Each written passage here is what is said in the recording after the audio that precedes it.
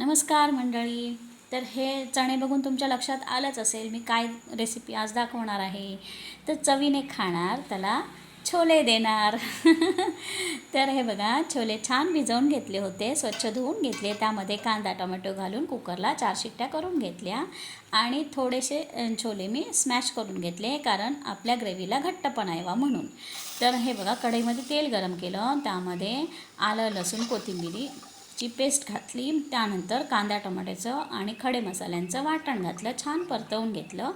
तर हे बघा, अशा प्रकारे मी हे परतवून घेतलं आणि त्यालाच तेल सुटल्यानंतर त्यामध्ये आपले जे मसाले आहेत, हे बघा, त्यामध्ये लाल तिखट,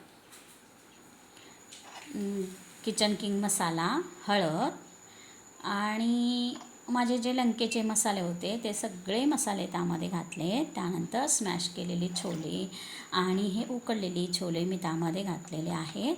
हे बघा, आता हे छान परतवून घ्यायचं. थोडीशी वाफ आल्यानंतर त्यामध्ये मीठ आणि कोथिंबीर घालून छान भाजी तयार करून घेतली.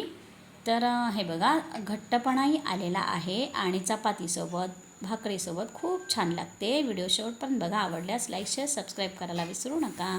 धन्यवाद.